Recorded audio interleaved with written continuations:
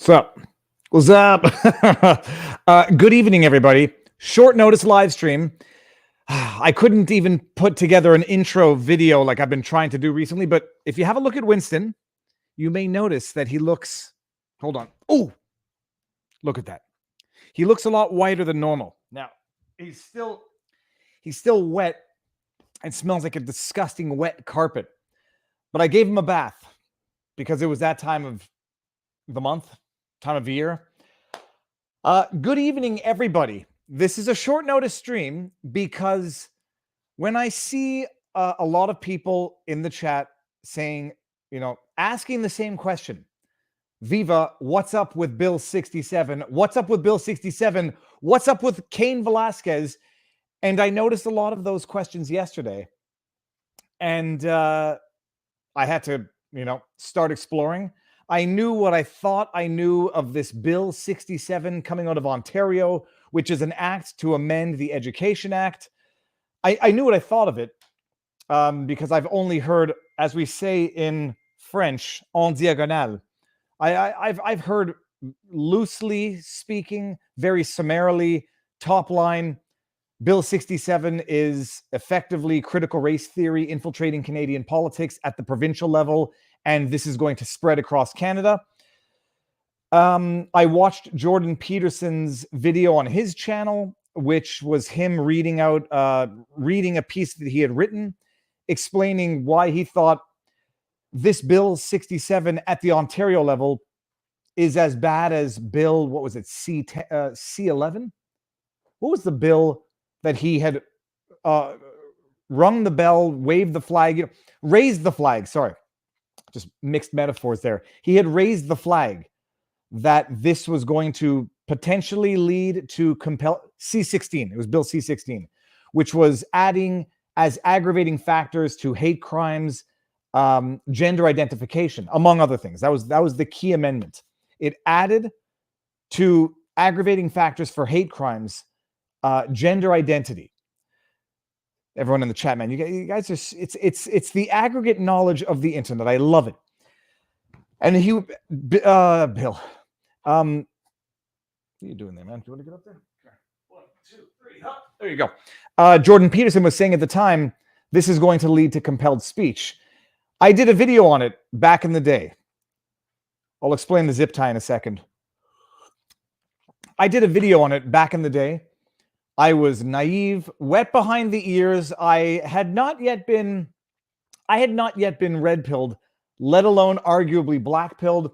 And I said, look, this is not going to lead to compelled speech. At the time, there were 2 incidents in particular.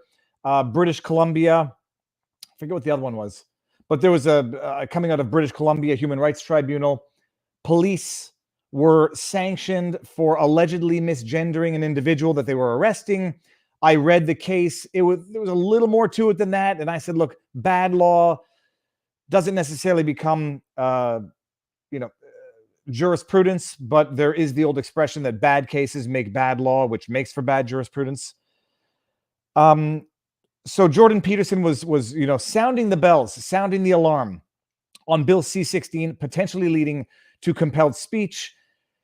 And look, we're not there yet, but we're uncomfortably close, because since that British Columbia Human Rights Tribunal case with the police officers, there was another one also coming out of British Columbia. Not Buona Notte. It was an Italian, Buena Ostadia, this Italian restaurant in British Columbia that got slapped with $30,000-$40,000 in fines for alleged gender-based harassment of a transgender employee that they were misgendering. All right, so Jordan Peterson put out a piece saying this is next level. This Ontario Bill C-67 is next level compared to Bill C-16, which was a federal bill. Harry Dairyman says, I even got the notification this time. Fro is growing on me as well. Enjoy the fro. I mean, we're getting into the hot season where it might be time to cut the hair, but I'm not going to. Who cares what's up with 67? We only care what's up with Viva. Well, I'll tell you what's up with Viva. 67 is up with Viva tonight. So I know Jim Karahalios and Belinda Karahalios. We did a podcast together. We've been on, I forget whose channel we were on together. The leaders of the Ontario New Blue Party. And I saw a tweet from Belinda Karahalios today saying, I'm the only Ontario, what do they call them? MPP, the Member of Provincial Parliament, to vote against this bill on the second reading. And I figured, okay, I'm gonna do this right away. I'm gonna look into this bill. I'm gonna catch up on what I might have been behind the curve on. And then I called Jim and I said, how soon can we get on a live stream together where you can walk us through what's going on, both in terms of the progression of the bill itself, and the politics behind how this bill is like getting, just like getting whisked. It's getting whisked through Parliament in the dead of night, and nobody knows what on earth is going on with this bill. And here's the cool thing: the lack of attention that it's getting.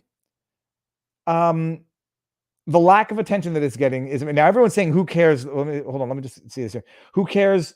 Let's talk about bill. I don't know what that is, but everyone says, who cares about this? Let's look at this, because everyone's got their own concerns. They've got their own passions. I've looked into Cain Velasquez situation. I got a copy of the, it's not an indictment, the arrest charges. I forget what the word is.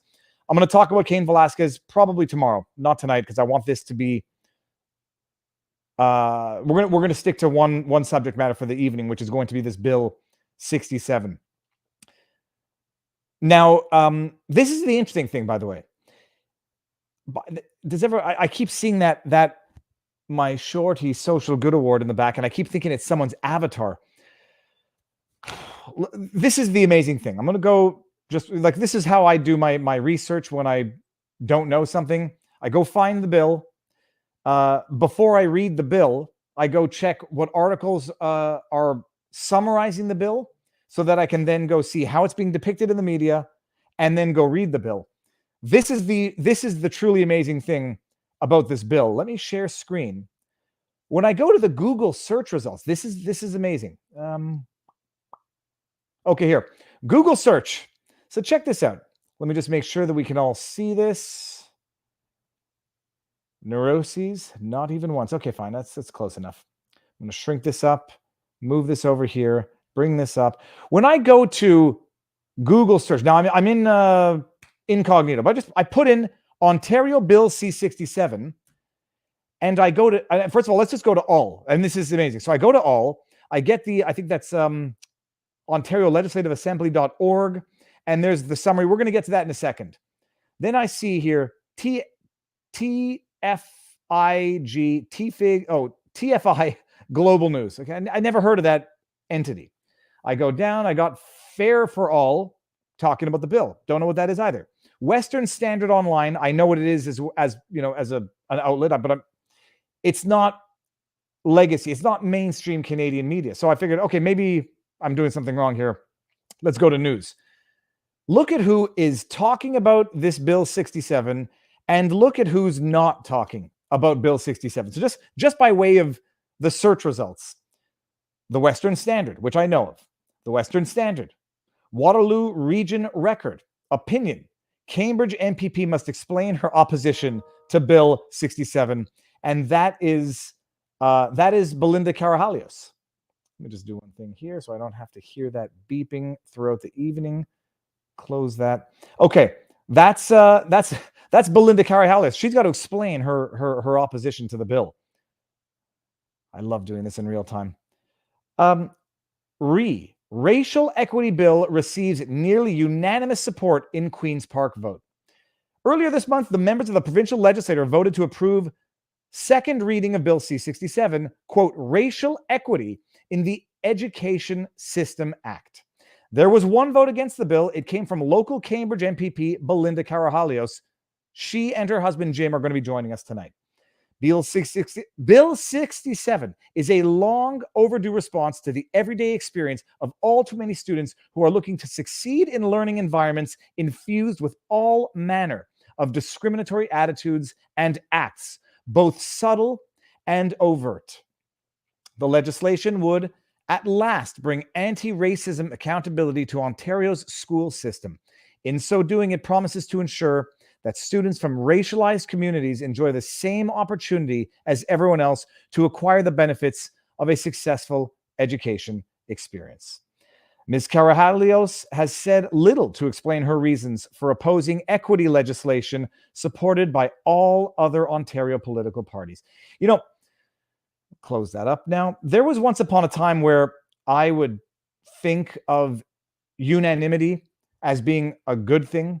Like, it's so obvious, everyone agrees. Very rarely in politics is unanimity a sign of anything good.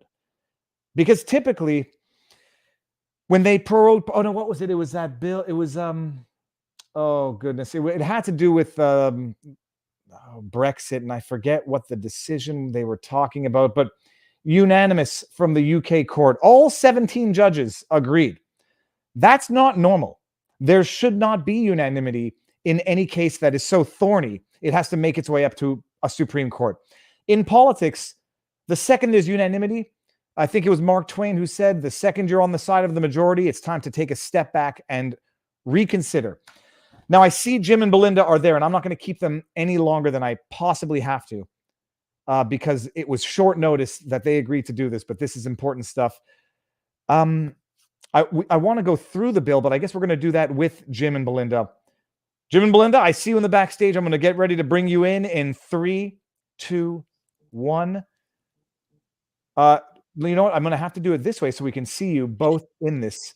How are you both doing tonight? Very well, thanks. How are you? This is going to get very interesting very quickly. I promised, actually, I would tell everybody what the deal was with the zip ties. My camera is propped up on a zip tie container, and it's fortuitous because my little sippy cup has a crack in it. And so I use the zip ties to hold the cup together for the evening. Viva, if this fro gets too hot, you could always try a reverse. We'll see about that. Jim and Belinda, thank you very much for joining me. Okay, so where do we start with this? This is your first time on my channel, correct? It is, yeah. So I did a podcast with you, and we were all on someone else's channel, and I can't remember who or when. Alison Morrow. Okay, absolutely. We talked about some amazing Canadian politics. Well, welcome to the channel. I have a feeling, though short notice, and we don't have all that many people in attendance right now, it's going to pick up steam as we go, but people are going to be watching this tomorrow. Before we get into the thick of it, for those of my subs who may not know who you are, tell us who you are, tell us who the New Blue Party is, how it came to be, and then we're going to get into the thick of this law, or this bill, I should say. All right. So my name is Belinda Karahalios, and I am the member of provincial parliament for the riding of Cambridge in the province of Ontario. So I'm a provincial politician, not federal. I was initially elected in 2018 with the PC government led by Doug Ford, because I too was fooled thinking that we actually had conservatives coming in. I quickly realized that that wasn't the case, and I was the only former or current PC MPP who voted against Bill 195, the Reopening Ontario Act, and that is the horrible, horrible bill that allows the Ford government to maintain emergency powers even when the state of emergency is dropped. So that's what allowed them to put in the vax mandates and the mask mandates and all these wonderful things that we're seeing. So I was kicked out of the PC caucus in July of 2020 for my stance. And after that, shortly after, the New Blue Party of Ontario was formed. And I'm going to kick that over to Jim to talk about that. Right. And I'm Jim Karahalios, her husband, and together we founded the New Blue Party of Ontario. I've been involved in politics for a couple of decades since I was a law student in Ottawa. And I guess what got us in trouble is we fought the carbon tax that the PC Party of Ontario wanted to put in, voter fraud at a nomination, which I used to think everyone was against voter fraud, Viva, but apparently not if you're in the PC Party. That landed us a lawsuit, the first time a political party had ever sued a private citizen in 2018, and we won. And then I ran for PC president when my wife was a sitting MPP, and they rigged it with ballot stuffing.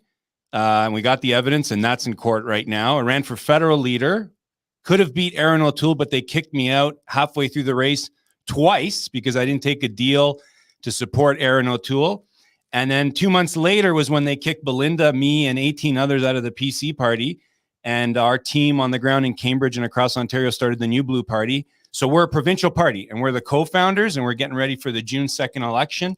And this bill came up right as we're getting ready for the June 2nd election, Viva.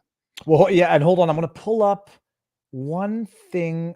I had the article. Oh, here we go. Here we go. Let me bring this up just so people can truly appreciate what happened. Cambridge MPP Belinda Karahalios ejected from Ontario legislature. This is December 7, 2021.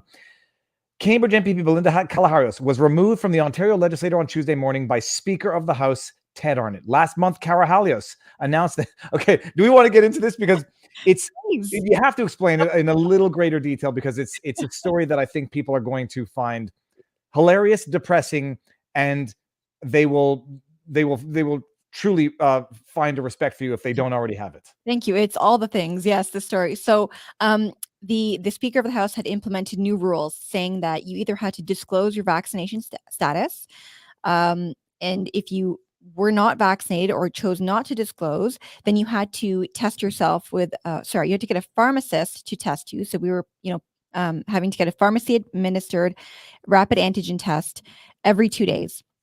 And the House sits 4 days a week, Monday, Tuesday, Wednesday, Thursday. And so I said, I am not disclosing my status. It is nobody's business. And I've maintained that throughout. Like, your medical choices are personal and they should not be shared with anyone. So I went the route to test.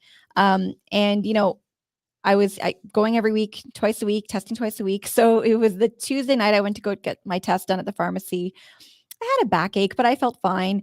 And so the rapid test came back positive. And the pharmacist was so surprised that he tested me again and it came back positive again. Well, because the pharmacist did it, of course, he's got to report it to public health. So Jim, our little guy, and myself, we stayed at home. We locked it down. And I went for my PCR test. And it's funny, the nurse administering it was like, well, you're asthmatic. So, it's probably negative. Because again, I was feeling fine. Like, I was tired, but it wasn't anything crazy. So, because we've been running kind of like 24/7, it's to be expected. So, PCR test came back positive. So did my quarantine. Jim got COVID. He did the monoclonal antibody therapies. Our little guy got COVID. It was nothing for him. It was nothing for me as well, if I'm quite honest with you. And so, I was going to go back to the house, do my job, what I'm paid to do. No, but you got the notice from public health saying that you can return to duties and you can go to work and I don't need everything's to test. fine. You don't need to test. Like, we were on a prolonged lockdown in our homes because we both got it a week apart. And I don't know how many, I can't remember how many days after we each got it. Yeah. And then you were ready to go to Queen's Park. Yeah, because I had to quarantine for 10 days. So so public health gives you this nice little email. If you request it, a text or an email, I wanted the email. And it said, basically that for the next 90 days, you should not test because you could present with a false positive. And so you shouldn't be required to test to go back to work. And I said, great. I've recovered. I've got these great natural immunity. And I've got my little passport, so to speak, from public health telling me that I'm good to go. To the point where the nurse actually said to me, even if you had booked a trip to Jamaica, I wish, and you wouldn't have to test to board the plane as long as you have this little email. So I'm thinking, this is great. What a score. So I test myself anyway, okay? Because I know the rules are to show negative test or show proof of vaccination. So I test anyway with a rapid antigen test. It comes back negative. So I bring the proof of my negative test to the legislature. Security lets me into the building. I sit in my chair in the chamber and the Speaker of the House rises and he asks me to leave. And so he's saying that I'm in contravention, like that I haven't followed the protocols essentially. So I rise in my seat and I say, well, no, your rules say show proof of vaccination or a negative test. I presented a negative test. I'm not breaking any rules, so I'm going to stay here. So he then said he's going to have to name me and shame me if I don't leave. So I sat in my chair and I didn't move. And, the house is completely quiet. You could hear a pin drop. And the sergeant at arms is looking at me because she's going to have to walk me out if he calls me out. And sure enough, he asked me to leave again and I didn't move again. And then he said I asked the member for Cambridge to leave. So Sergeant at arms they barred came her up, for 90 days. And he said, you can't come back for 90 days because according to him, if you can't test, then you shouldn't test. And then in the letter he sent to me, he said that you could give a false negative, but there's nothing anywhere that says you could give a false negative. So it was largely comical. So they took the logic, Viva, and they turned it on its head, because after you've recovered from COVID, you're exempt from taking tests, and you're even exempt from getting the vaccine done, right? For 90 days. They say you don't need to test and you don't need to take the vaccine, because the chances of you spreading it and getting it again are very, very low. So the Speaker of the House at Queen's Park and the PC government and all the legislators took it and turned it on its head to say, oh, no, you can't come here because the test is not accurate 90 days after. No, it's the opposite, you morons. For 90 days after, you're allowed to go wherever you want. No, and everybody knows with half a brain, although logic has been absent for 2 years, that what your positive PCR, which you got confirmed after your 2 rapids, then you get it, you get over it after your quarantine, which is what they tell everyone to do. After that, you're good to go. And you could get false positives especially if you're doing a PCR test for a long period of time, which is why they say after your quarantine, it doesn't matter if you have any false positives because you've already recovered. Then they say, no, that's not good enough. And your negative test is irrelevant because you can have a false negative. So despite having tested positive, done your quarantine, recovered, they then make you leave, and then they bar you for 90 days? Yeah, for 90 days. So it seems like they're always trying to make sure that I'm not able to get into the house. And it was frustrating because the week that I got COVID, that I was away, they were actually debating the extension of the Reopening Ontario Act. And so people were actually saying, like, do you think it was a plant? Did they give her COVID on purpose? I mean, like, but it was entirely frustrating. But thanks to pushback from people across Ontario, they reduced it to 30 days. And they quietly let Belinda know a couple weeks later. But it was 90 days. And the amazing thing is that the media, the reporting on it, Viva, was just, I don't even want to say it. Well, no, but Jim, I see the way they're reporting on Belinda's voting against this. It's, you got some explaining to do, and if they say you got to leave Parliament or you show your papers, you better do it or leave. The reporter said she got kicked out because she had COVID and showed up to Queen's Park, and another headline said it's because she didn't have the vaccine. So they just made that up because they don't know. They've never seen proof of Belinda one side or the other. And the 90-day rule, the Speaker and the government was saying, well, that's the rule. And the legislators know. They made it up last minute just for Belinda's case. That wasn't the rule for a year and a half. Well, so hold on. So this is down another rabbit hole. There's so many. At the time this happens, it's the new Blue Party, right? You're not part of the Conservatives. Yeah, correct. I got kicked out July 2020 from the Conservatives. I became a new Blue member officially in January of 2021, and this occurred in December of 2020. That was just one of the long list, Viva, of things that they've done to us. That last one, that's the most recent one. She got kicked out before that. We had elections rigged against us, kicked out of leaderships, sued. Yeah, it's a long list. Make a list. Well, the thing is, I would like to get into all of them. I think maybe briefly to get into the one, Jim, where you got sued. What did you get sued for? And how did that end up?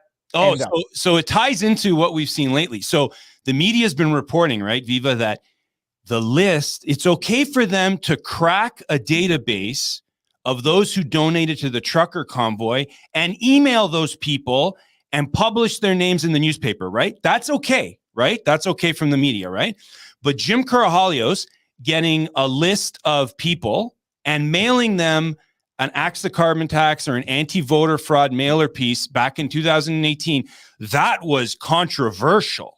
How could he mail people at their homes? How dare he use that information of an address that's available anywhere? And if you know anything about election laws, you know that addresses are public for supporters and donors of parties. So the PC party at the time, we were kind of naive thinking, oh, this is just a problem because Patrick Brown and his buddy Waleed Solomon were in charge of the PC party. Little did we know it's actually the entire apparatus of the PC party, the lobbyists in charge. They said, let's not, if you're presented with a campaign against the carbon tax and a campaign against rigged elections in your party, one logical thing would be, maybe we should do something about this voter fraud. Maybe if we do something about this carbon tax position, we could silence this campaign. No, they thought wow, Jim's getting signatures to call a convention of our party under our constitution. Here's a good way to stop him. Let's sue him and try to tell the judge that Jim stole the data. That's how they presented it, with a wink and a nudge, that I cracked into party headquarters and stole the data.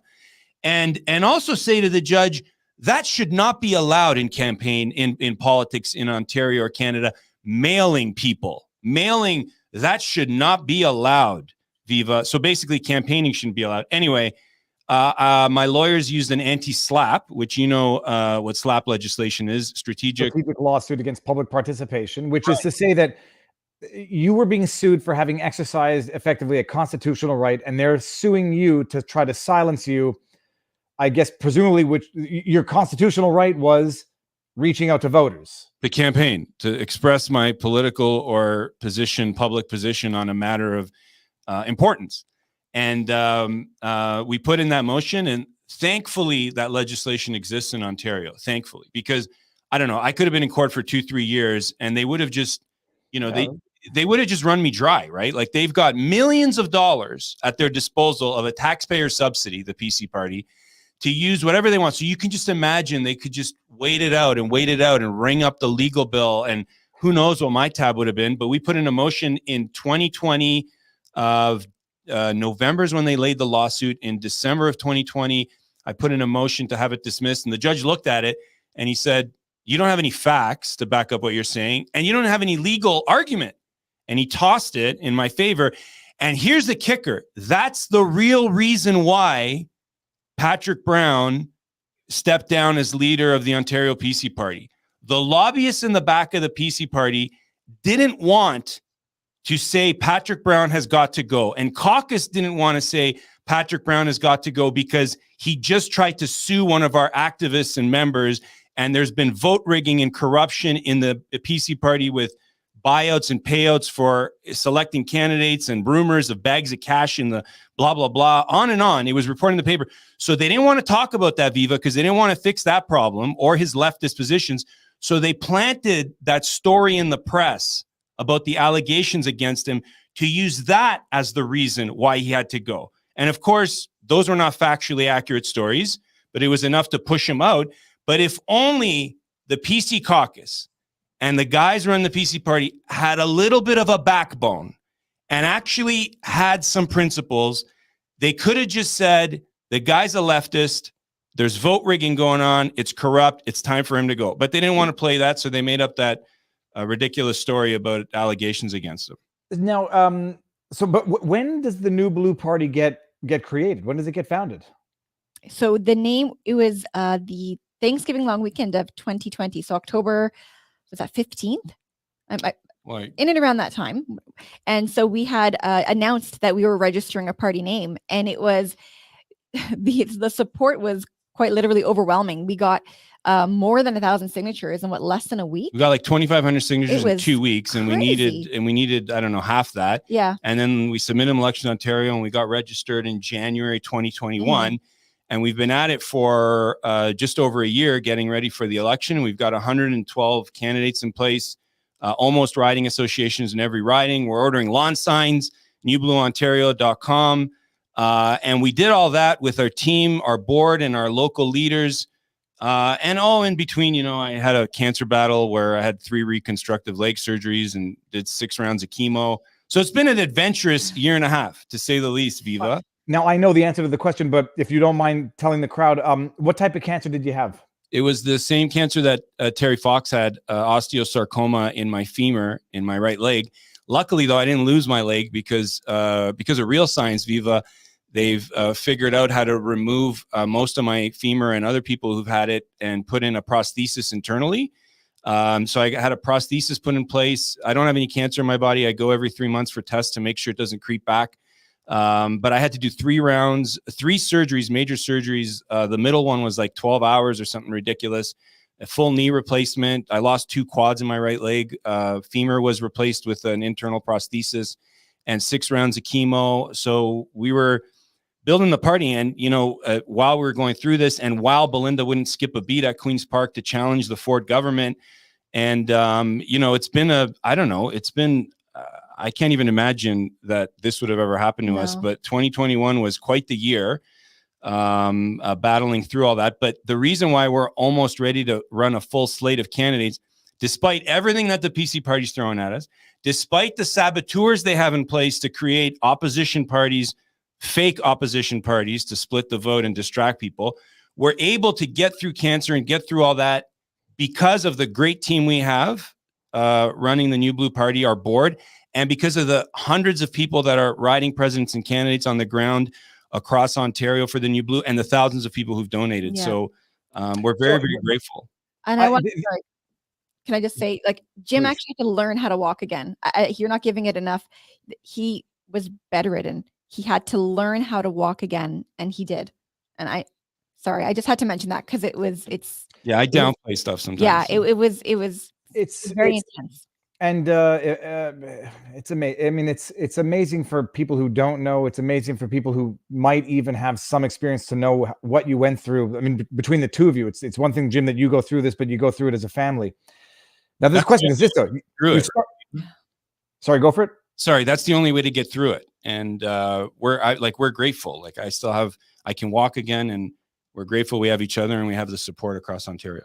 Now, but you start the New Blue Party from scratch, and this is not a political endorsement. This was not the purpose of this. It's kind of amazing when people accomplish amazing things. You have to step back and appreciate it. You started this from zero. Yeah. A new party in 2020, 2021, whatever it is, early. Mm-hmm. And you're running how many candidates throughout the province of how many potential seats? Right. So in Ontario, we have 124 total ridings, and we have 112 candidates so far, including myself and including Jim. But you're right. It's not like, look, anyone could register a party name, right? That's very easy to do. You just request it. And then they check to make sure it doesn't, look similar to any other name currently registered. But, we've got the party. It's a real political party. We have a board, we have a constitution, we have principles. We've got the entire machine has been built. It's up and running. So this is not just, some flash in the pan. We've got people are buying 5-year memberships. Like, we are invested in this.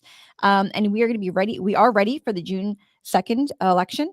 And we're just going to keep going. Like, we are almost ready. Okay. Sorry. We're the only opposition right now in the Ontario legislature. Have you done any polling to have any ideas to where you lie and projections as to what might happen come June? I wish that we had the millions of dollars that the Ontario PC party has. Actually, I don't, because one of our 6 promises on the new blueprint is we're going to get rid of the taxpayer subsidy. I wish I had the resources, though, to waste like the Ontario PC party does. But when we get donations, like, our entire party operation is funded by donors, not taxpayer subsidies like the PCs, the NDP, and the Liberals, and not through secret funds and backroom deals that maybe some other people have. I can't justify Viva handing over $10,000, $20,000, $30,000 to some pollster who's tied in with the Liberals, the NDP, and the PCs to do a poll that I know is worth nothing, because the key to a new party, when you're running against legacy parties that are over 100 years old, is getting to May. That's when the campaign is. And when people see there's a candidate in every riding and there's lawn signs in every riding, that's when people are going to register, and that's when it's going to make a difference. Doing a poll now doesn't make a difference. And especially when it's from a pollster who works for the NDP, the Liberals, and the PCs. And that's what we got in Canada. We got establishment pollsters, and they're all former members or current members of those other parties. So handing over money to them to tell me what? You're a new party? Yeah, I know. You're running against legacy parties that are over 100 years old? Yeah, I know. And there's no one that can predict the future. And pundits in Canada like to pretend they can predict the future. Oh, if you run it like this and you do it like that. Well, no. Our goal is to get a candidate in every riding, to get the fundamentals up and running, to get our platform out, and head into the June 2nd election as the 5th party, and the only non-leftist party that's going to run a candidate in every riding and be an established party going forward. But people are asking in the chat, what's with the PPC? Guys, just appreciate there's provincial and federal. PPC, People's Party of Canada, is a federal party. The New Blue Party is the provincial party at the Ontario level. So these are 2 different levels of government. So they're not competing. I'm not cheating on my party. No, Yeah, it's not their fault. It's not the viewer's fault, because there have been largely manipulated by PC operatives in the back. They've been pushing out and had a couple of PPC staffers push this idea out that a PPC party is going to be starting in Ontario. And that's not the case. Randy Hilliard tried it for about 5 minutes. He didn't get the 1,000 signatures to register. So there is no PPC party in Ontario. We always knew that was the case. And that's why we created the New Blue. Okay, well, it's beautiful, and this was not intended to be a promotional video for the New Blue Party. It might indirectly become one. I've pinned your website to the top. If anybody, I guess, wants to donate, wants to help, they can find the info there, and I'll put it in the pinned comment once we're done with the stream. But let's get to the business at hand, because, Jim, Belinda, I'm not going crazy in that, I'll call it mainstream media, legacy media, the CBC, CTV, Global News. They're not talking about this bill. I mean, am I missing it? When I go to Google, I don't see anything about it except from, I won't call them alternative sites, but secondary sites from the big six. Are people ignoring this? Or is the mainstream media ignoring this bill? I would say by and large that they are. I mean, our local papers did pick it up simply because it was the NDP MPP for Kitchener Centre, which is in Waterloo region. And so we share borders a little bit, the two of us. So it got picked up in the local newspapers, but for the most part, you're right. No one's really talking about it. Now, and it was shocking to us that for a 24 to 48 hours after the vote, there was one or two articles, and none of the alternative sites were talking about it. None of them. And it wasn't until we blew the whistle on how the vote went down that other alternative sites started picking up on it. And we're very, very grateful for that. But it shows you that if you have one MPP in the legislature paying attention and standing her ground and on principle like Belinda does regularly, you can draw attention to something that the establishment parties and the establishment press don't want anyone to know about. They don't want to know the details in the bill. And it amazes me, you read that quote, Viva, from the article.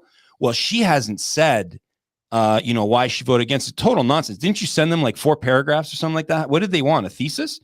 I love the way the onus is on the person saying no to the new idea to justify why it's no, but they don't have to justify why they're bringing forward this ridiculous new idea. They don't have to justify, is there racism in the school? Do people need to be fined? What the definition of racist is? Should it be subconscious actions? Anyway, we're going down the... Well, we're going to get there. Now, the essence of the bill itself is to amend the Education Act. And so I reading the proposed amendments, because it goes by way of the following bill. We're going to go through the preamble of the bill. But essentially it's to amend the Education Act. And so I go pull up the Education Act just to see what it looks like. Jim and Belinda, you can see what I'm looking at here. Mm-hmm. So I go to the Education Act. It's every province has one. Let me just go to the intro so we can see what the Education Act, the purpose. A strong public education system, I'm right here, people, is the foundation of a prosperous, caring, and civil society, of course. The purpose of education is to provide students with the opportunity to realize their potential and develop into highly skilled, knowledgeable, caring citizens who contribute to their society. Okay, so I'm just thinking, if they're trying to amend this act, the first thing I did was I went and I looked for racism. Did I look for racism in the act? Here we go. Just to see what was in or not in the original Education Act that would require the amendments that we're going to look over. And at some point in the Education Act itself, let me just get rid of this because it's bothering me. You got section 3031, which says every board shall support pupils who want to establish and lead activities and organizations that promote a safe and inclusive learning environment, the acceptance of and respect for others, and the creation of a positive school climate, including, and then we go, activities or organizations that promote anti-racism. That was the only time in this Education Act racism came up. I looked for other keywords, but we understand what the Education Act is about, what it's supposed to do, and what it contains by way of racism or combating racism. But then, Jim and Belinda, let us get in. I'm just going to go share screen one more time. Which one is it? I believe it is this. Yeah, let's go for this one here. This is There it is. the explanatory note, and I'll read it quickly. The explanatory note to summarize what Bill 67 is. It's not a very long bill. It just contains amendments to the Education Act, and we're going to see what those additions and inclusions are. A number of amendments are made to the Education Act. New section 10.13 of the Act is amended to require the minister to direct a board to develop its anti-racism accountability report if, in the opinion of the minister, there is indication that the board's new teacher induction program does not include anti-racism and racial equity training.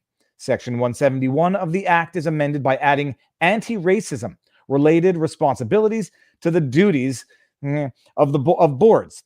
New subsection 212.1.1 provides for fines for persons who disrupt or attempt to disrupt proceedings of a school or class through the use of racist language or activities. New section 277.28.1 provides that performance appraisals shall include competencies related to a teacher's anti-racism awareness and efforts to promote racial equity. New subsection 301.7.11 requires the minister to establish policies and guidelines with respect to promoting racial equity in schools. New section 303.4 requires boards to establish and implement racial equity plans. Jim and Belinda, I'm going to bring this out now. Would you care to explain to the rest of the world that might be reading this and saying, what the hell is going on? Can you explain what the hell is going on? Well, first, let me say that this bill was tabled in December. And as you see yourself, we brought a copy of it here. It is a 6-page bill. It is a very simple bill to read. And the funny thing is that you've got 3 PhDs over 80 minutes talking about the complexities of the bill and trying to give outs to those who voted in favor of it. But if you took the time to read this very simple bill, and I've only been an MPP for 4 years, and some of the people who voted in favor of it have been serving for 10 years, more than 10 years in some cases. There's no excuses for voting for a bill like this.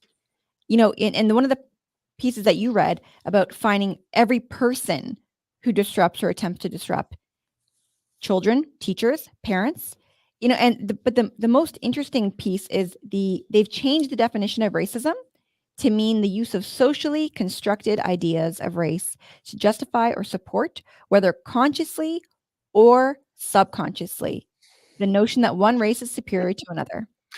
So critical race theory is that what this is based on, and it's about the idea that they're going to infuse in our education system. Wait.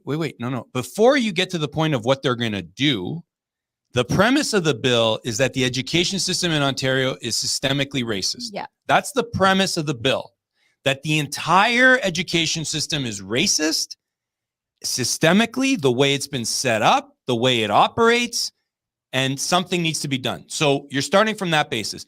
I haven't seen, and Belinda hasn't seen in her 4 years as a legislator, who made that conclusion?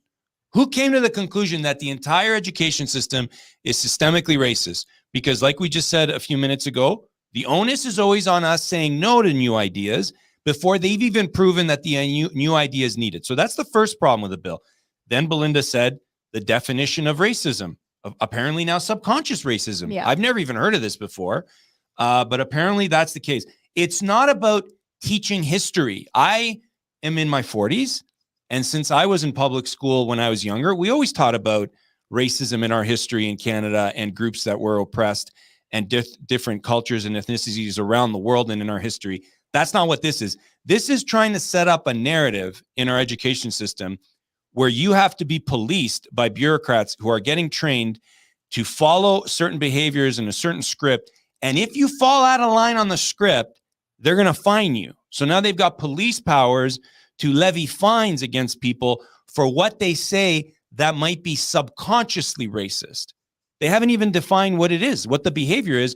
They're just leaving it up to these experts on the ground, and each of the experts are going to figure it out, the administrators at each school board and for each school. Lunacy is what this they also is. talk Crazy. about professional development programs. So annual professional development programs to educate teachers and other staff of the board about promoting racial equity and developing the necessary tools to address racism. Like, racism is bad. We know that. And you absolutely should tell children and teach everyone about this. It is wrong. This does nothing to deal with that at all. And, it's frustrating. Like, I come from a mixed family. My dad is Trinidadian. My mom is Portuguese. We have in Trinidad, the expression is kalaloo, like meaning your family is mixed up of all kinds of different colors and people. And like, that's something that was embraced when I was going through high school. Like we learned about that, and it was a welcoming environment. And so, like Jim was saying, like, to say that the system itself is systemically racist is just right. Well, people are asking, like, if you're going to propose a bill, government is the one thing where it's almost better to do something stupid than to do nothing. And François Legault in Quebec is probably the best example of that in Canada, tied with all the other provincial leaders as well. But like someone says, if you put forward a bill like this, show us that there's a problem that needs a solution, and not presupposing that there's a problem, therefore you're justified in doing anything. When they propose a bill like this, first of all, who put forward the draft bill? It was Laura May Lindo, who is the NDP MPP for Kitchener Centre. Okay, and now someone asked in the chat, Brian Moir, I'm not sure if I can bring this up again. Let me see if I can. It's a legitimate point. Why in an election year would the PCs, that would be the Conservative Party, allow an NDP member to write and introduce a bill, let alone one that tries to enshrine critical race theory? Okay, this is a fair point. So there are no restrictions about the types of bills that we can introduce as MPPs. And first reading is just tabling that bill. So you get it prepared by the legislative lawyers, and you can table it. And there's no restrictions on that. So there is freedom there. But how the PCs voted in favor after second reading debate and allowing it to get to committee, like, it's, again, I don't want people to give these MPPs a way out of this. Like, they read the bill. It's a simple bill. So they're okay with it. And, there's no opposition. There was no opposition in that. No, there is. You're the opposition. Yeah, so the NDP MPP puts forward this as her private member's bill. She gets a shot. Fine. She could put whatever she wants forward. Goes to second reading on a vote. And the PC party, as has been the case for 4+ years, just folds. Yeah. And and it's not like they voted in favor of it. Not one other independent stood up to vote against it. Not even Derek Sloan's buddy, Rick Nichols, who claims that he's for parental rights. They've been campaigning for 2.5 months. We're for parental rights. We're against critical race theory. Their operative friends in the back. Oh no, critical race theory is so bad. And they all voted for it. And this is the best part. Belinda, when you voted against it, what did they do, the PC MPPs in the legislature? This is the first vote we've had. So so you guys understand. So you've got your legislative chamber, and on either side is a lobby, right? You've got the government lobby and you've got the opposition lobby. So if you're not government, you go to the opposition lobby. And because of COVID protocols, we were voting by walking into the lobby of your choice. So government was yay and opposition was nay. And that's how we voted. So, it was fairly discreet, because the bells would ring for half an hour and you could vote that way. So this vote on 67 is the first way we're voting the normal way, because they stopped that COVID protocol, which means you have to be in your seat and you stand. So everybody sees you voting. So, everyone stands up to vote yay, including Rick Nichols. Everyone stands up to vote yay. And the clerk goes, they call you by name, Mr. Nichols, Mr. So-and-so, da, da, da, da. And so they pass me by. Now, everyone knows I'm there because I asked a question at question period. And you hear some of the NDP, because I'm on that side of the house, like, oh, Belinda, what's going on, right? And so then they call for the nay votes, and I stand up. And then on the government benches, one of the cabinet ministers goes, ha, like, just guffaws. And then some of the NDP are going, wow, oh my gosh, just like complete shocked that I did my homework, read the bill, and realized it was rubbish and I need to vote against it. But also, it's nauseating that you're half Trinidadian, half Greek. Portuguese. Portuguese. Yes. I'm the Greek. And well, sorry, I'm still stuck with the last name, but yeah. Right. It's no, fun. and because in Quebec, by the way, just so everybody knows, in Quebec, a wife cannot even willingly take her husband's name, even if she chooses to, which is why my wife's last name is not Frei. Other provinces are different, but so you are of the individual subcategory that would, in theory, be the most relevant, targeted by this law, and you're saying no, and then people are looking at you and saying, we know better than you, and how dare you, and you got some splaining to do, is what they're saying. But let me bring it up just so people can actually appreciate this. I'm going to bring my screen down, and I'm going to go back here so we can see this. Just so we can read a few of these provisions. Subsection 1.1 of the Education Act is amended by adding the following definitions. Anti-racism means the policy of opposing racism, including anti-Indigenous racism, anti-Black racism, anti-Asian racism, anti-Semitism, and Islamophobia. And in French, that's lutte contre le racisme, which is the war against racism. Racism means the use of socially constructed ideas of race to justify or support, whether consciously or subconsciously, the notion that one race is superior to another. Racism. I've got to say this, like, I like to consider myself an maybe not naive. Let me just remove this. Idealist. I never look at a person and then reflexively, instinctively say, what are they?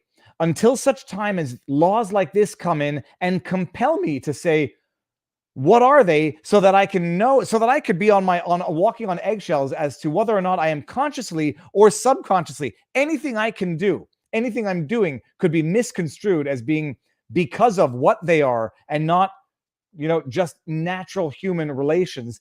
And these types of things, toxic is a cliched word.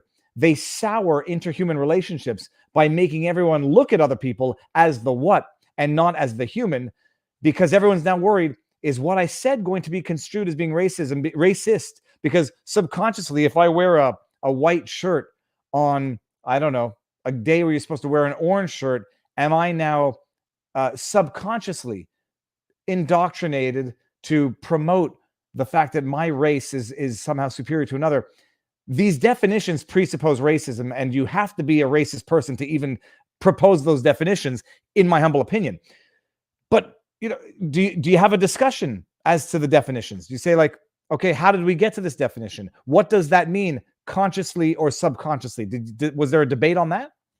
Well, I mean, when they're debating the bill, everyone is kind of, it's like a love fest, right? I wasn't there to debate the bill, but it's all there in the Hansard on ola.org, and you can see every MPP that spoke to it and see exactly what they said. They do a good job of bringing forward the bills that they don't want Belinda to speak at, like late in the evening, or when she's got a conflict, or when they see her step out, she doesn't have a question. They do a really good job of doing that, the PC benches. But the key on the whole thing, like at the root of what we read in history, the evil racist things that have happened in history, is when government or the rulers of the day segregate people into groups. Like, that's the key of, and the solution to that is to treat each and every human being with dignity as an individual, not to treat people as parts of groups, to say you're in that group and you're in that group and you're the oppressor and you're the oppressee. And then tomorrow that might change if the group is defined a different way. And that creates a power dynamic in society, which is what this bill is doing, creating a power dynamic in the education system that pits people against other people based on what group they're slotting in on any given day. I don't know what our son in school, what group he would slide into. The Greek group, the Portuguese group, the Trinidadian group. I'm not really sure, right? Like, it depends. So now the solution to all this stuff is not fining people for subconscious systems. It's treating people as individuals and applying laws to everyone equally and treating every single person as an individual with dignity and respect. That's the solution, because the roots of evil with racism has always been a leftist thing, Dave. I got to say, Viva, I got to say this. It's always been a leftist thing, right down to the ladies, the statues on Queen's Park of the liberals that we praise for getting women the right to vote, and the eugenics experiments that were the eugenics philosophies back in the day. I remember when I was in law school and I read about racism, and some of the writing that was done back in the day in Canada was about Blacks, Greeks, and Jews. That's who they were targeting with the racist eugenics lingo. And it's just reappears by grouping people into different groups and not treating people as individuals with respect and dignity. It's and the amazing thing is like I sorry, I'll leave that up so people can read it.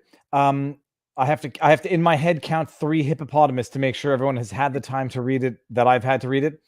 I look at this like it's to me it's so nuts because on any given day of the week, someone will look at me and say that's such a white cisgender male thing to say, or you would say that because you're a white male, but I'm Jewish. So if I want to pull that card, I could say you judging me is anti-Semitic. And all that you end up doing is you sit there looking to interpret any slight, any fault, anything that occurs to you because of what you are and for no other reason. And like, just anecdotally, I shared this like a while back, but at one point in time, I was running out of my house. I was in a heavy down North Face jacket. I ran out of the front door, slammed it quickly. And as I'm leaving my own house, I get stopped by local security. And they ask me for ID because I'll admit I looked a little suspicious. But if I wanted to look for victimhood, if I wanted to say that this happened to me because of who I am and not because of the circumstances, if it were other circumstances, someone would have said this is outrageous. Interpret it in light of the conclusion you want to get to. Find the identity aspect of this to interpret it in light of that. And it's just like it drives me nuts because you basically create a world in which people are looking to interpret what happens to them through this filter of it's happened to me because of these categories of who I am, and not just things like this happen to people at large, and we should oppose injustices to everyone everywhere and not just filter them down through did this happen to me because I think it happened to me because I am X, Y, and Z. That might have been totally convoluted. No, it was great. So like now I'm looking at this like it seems on reading this that if one wants to actually look at this for what it is, what it's basically saying is if you're ethnic minority, you're protected. If you're a religious minority, you're protected. If you're I presume it's going to include gender identity, you're going to be protected. So what is it basically saying is that there's only one villain in this story, and it's that idealized white Catholic male. And people are going to say, well, that's white fragility. But Jim and Belinda, how is anyone else supposed to read this other than saying, look, we've pretty much narrowed it down where everyone is included in the racism protection and only one very sub-demographic is excluded? How does anyone retort to that argument? Well, and it depends on where you're talking. You said white Catholic male because where you're sitting, you're in Quebec. Depending on the parts of the province you're in Ontario, who knows who the minority is? And depending on the school, I don't know what the minority is. And depending on the class, it's a different minority and it's a different majority. And the issue is you kind of gave your definition of what you think is going to be covered, but it's not really quite there. Like it's kind of vague what they're covering in terms of subconscious thoughts and systemic racism and how it's applied. And ultimately what this is, this 6-page bill, it's used as a power tool in debate to suppress one opinion and impose another leftist, collectivist type of thinking in the education system. Because at its base, a bare definition, critical race theory is against the values of liberalism and treating each and every person with respect and dignity as an individual and free expression and free speech. And critical race theory is against that. So this is infusing a political ideology into the school system that has, it's dressed up nicely, it's fighting racism, but that's not what it is. It's fighting classical liberalism in our society at the school level and making it not just a debate, which is, okay, well, let's look at this leftist critical race theory and debate it against classical liberalism and, teach the kids political ideology and they can debate it. No. They're saying if you hold classical liberal views, we're going to fine you because you are fueling what is systemically racist about our education system. That's the problem with the bill.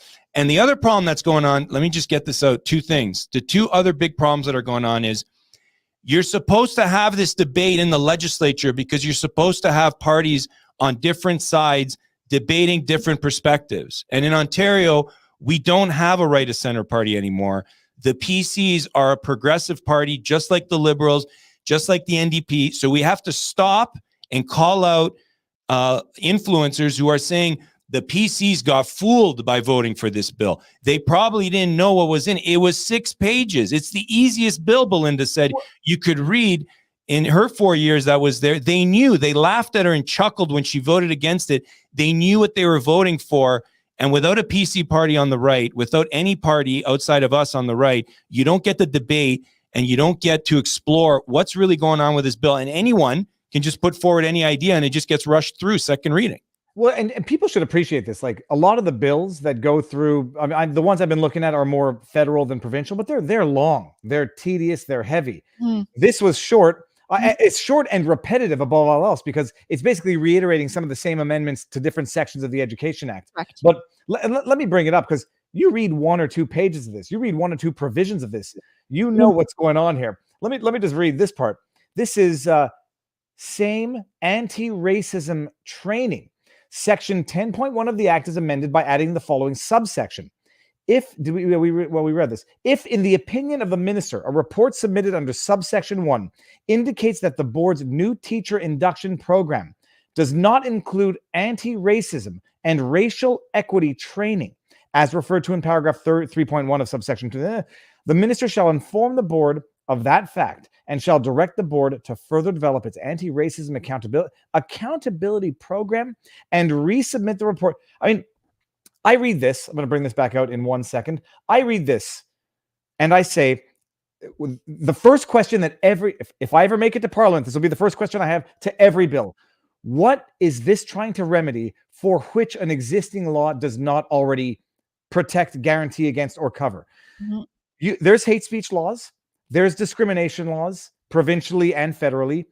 I look at this and I say, what is this intending to do other than actually micromanage, instruct, manipulate the education system itself to become what can only be described as a hotbed of tribalism and racism in and of itself, where you're going to have one demographic saying we're being ignored because there's not enough of us, and there's not enough training to sensitivities about X history, and it's going to be fighting among each and every sub-demographic as to whether or not they're getting equitable representation within these policies.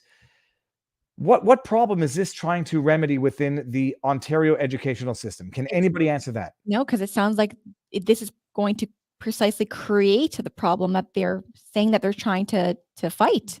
That's what it sounds like to me. The problem they're trying to root out is the belief in classical liberalism and the dignity of the individual and freedom and morality and a religious morality. That's what they're trying to root out. That's what they see as the problem in our society, which has made our education system and all levels of government systemically racist. And that's what they're looking for. That's what they're trying to root out. Back in the good days, which wasn't too long ago, like if you say something racist, you get suspended. If you attack a kid physically, you get suspended. And when you get suspended, you hear it from your parents. And then you stop. Like that's how it's dealt with. By learning to treat people as individuals with dignity. I'm going to say that over and over again, but this is making being a conservative and being right of center illegal in the school system, because they will apply fines on you and then teach you in a very condescending fashion that those political ideas you have are systemically racist. And that is the problem we're trying to root out here. So you have to stop pushing those ideas like freedom of expression and freedom of speech. And I'm going to bring this one up because this is the reductio ad absurdum. In our, quote, harassment in the workplace training at work in the USA, we learn that the only demographic that the government does not classify as a protected class are white males under 50. Yeah, unless they're Jewish, unless they're gay, unless they're of a religious minority. You can have white Muslims. I mean, this is where you literally, at some point in time, and like you said, Jim, you go to Ireland, and the religious demographic is flipped around. You go to Quebec compared to the rest of Canada, it's true. Quebec is predominantly Catholic, so I just take for granted Catholics are the majority. You go somewhere else, they're not, and they might be the persecuted minority. The thing about these types of laws is that they just force everyone to look down at identity aspects of their being and then interpret everything that happens to them in light of those identity aspects. It happened to me because I'm gay. It happened to me because I'm Jewish. I went to Quebec City. I studied at Laval in Quebec City. I was among 12 Jewish students in a faculty of law of 1,000 students. If I wanted to walk around and say everything that happened to me because I was Anglophone or Jewish, I could very easily have done it. But at some point you say, there are assholes out there, and I'm not going to assume that everyone who treats me badly did so because of ethnic aspects. And even if they did, I'm going to move on with my day at some point in time and try to live a normal, functional life without thinking that that's going to hold me back in any way. But this, I mean, these types of things, they seem to actually exacerbate, create the realities that they purport to want to avoid. Yep. And I'm going to go into a few more of the provisions just to see. But the question is this: the PC said, or people are saying, who want to spin it to protect conservatives, they didn't see it. It just happened, and they didn't. They were fooled. Oh yeah, they're fooled. People might accuse you of being biased because they're your competitors, and you want to make them look bad politically. Interpret it the way you want, people. But Jim and Belinda, tell us why that would not be a plausible defense in your humble opinions.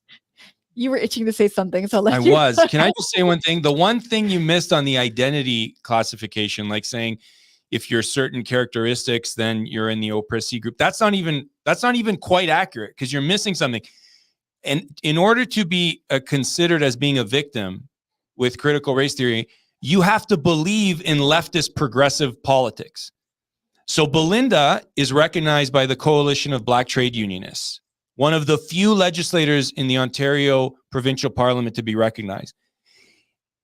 I can guarantee you, if she was a leftist and she got kicked out of her political party and barred out of the legislature for 90 days for holding the views she had, if they were left-wing views, Viva, it would be on the cover of Maclean's, it would be all over the Toronto Star, but not a peep, or hardly a peep, when it happens to someone who holds views that are blue or right of center.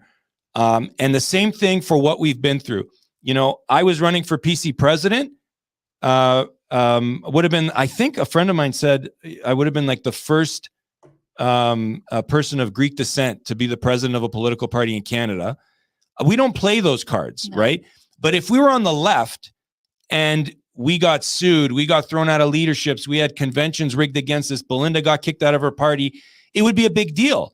But when you're on the right, it doesn't matter what characteristic you have. It doesn't matter what religion, what identity. You can be in the minority of the minority, and you will be ignored because you're siding up with the classical liberalism idea, and that's systemically racist. And they'll say that you self-hate. You must hate that part of your, like, it's very interesting how people. Okay, now you answer why it's not an excuse to say, were they fooled? Were the PC MPPs fooled? And poor Rick Nichols, he's been there 10 years, the poor guy, he didn't get it. And you know, but you have to say, who is Rick Nichols? Because I'm from Quebec. I don't even know. No one knows who he is. No one knows who he is. Yeah, why did I even mention him? He's a former PC MPP. He's now independent. He got kicked out because he didn't want to get the COVID-19 vaccination, but he voted in favor of the Reopening Ontario Act. And he's voted with the party every single time. So when he got kicked out is because he just didn't want to get the vaccination. Himself. He didn't care when everyone else was getting coerced and getting it in Ontario. But as soon as the Ford government said everyone in caucus a year later had to get it, he didn't want to get it kicked out. So the vaccine was good for everybody else, but it wasn't good for Rick Nichols. And he voted in favor of the lockdown bill, and he said the Ford government was having an A-. So he got kicked out. And now he's teamed up with Derek Sloan to create this fake opposition party to the PCs as a way to undermine us.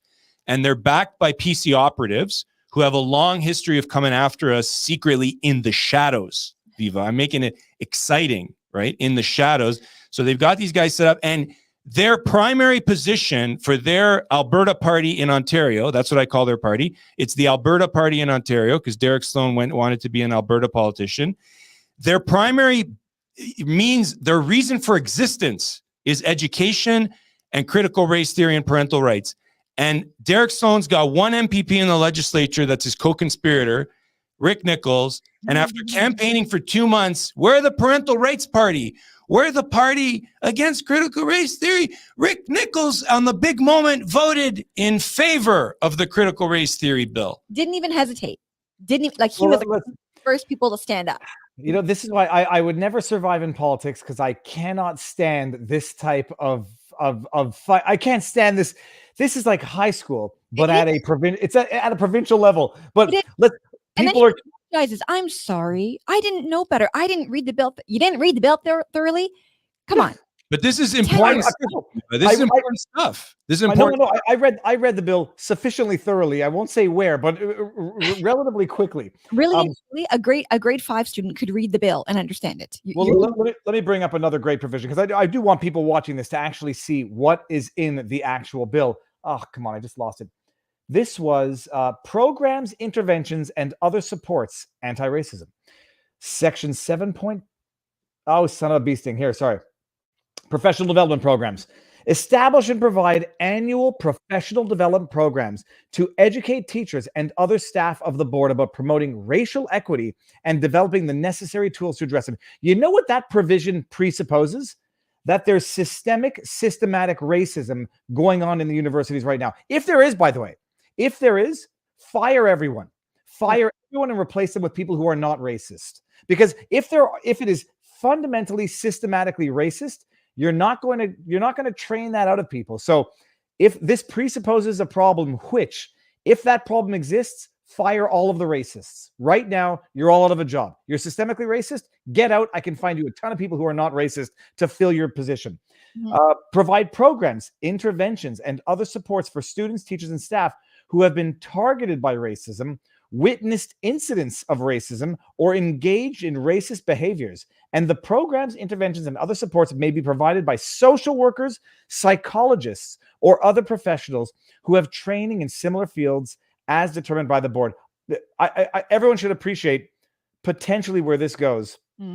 Getting psychiatrists or psychologists, involved in universities to say that people have deep-rooted subconscious racism. They didn't know that a white dude with dreadlocks, that's systemic racism and oppression, and he has to cut his hair and repent. I mean, this is as absurd as it, and as far as it goes in short order.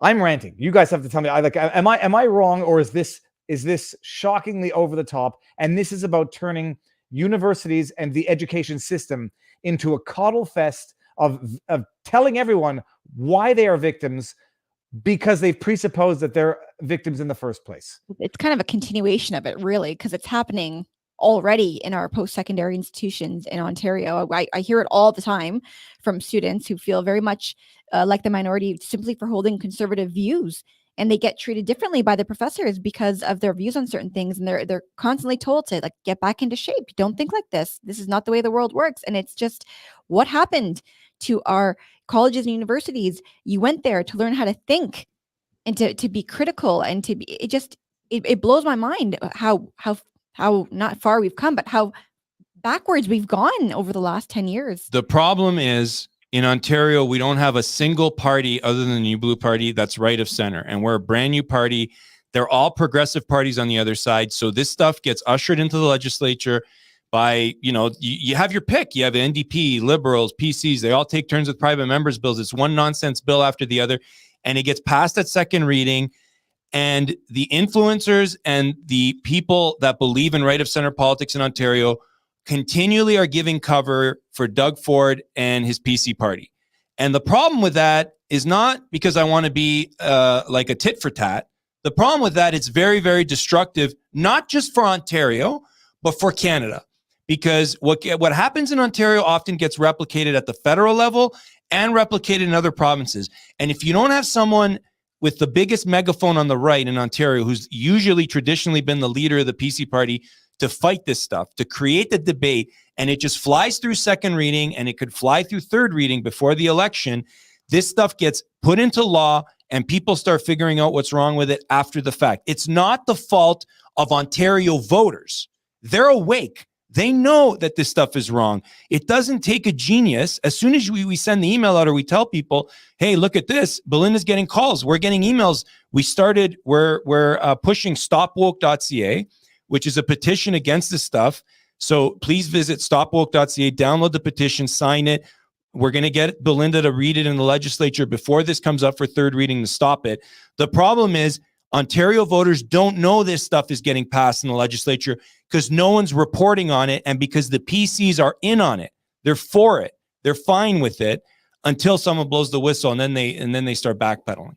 Now, I want to bring this one up as a joke. Can we still say honk honk? Because once someone says that's subconscious racism, I forget who it was that said it's an alliteration for Federally, a Liberal MP, the federal MP for York Centre. Right. And we're waiting for PC MP to agree with that, since they're in cahoots with the Trudeau Liberals. I never realized when I shared the tweet, it's a great meme of this like beautiful lips in front of an ear, and it's someone's whispering sweet nothings, and the text is honk honk.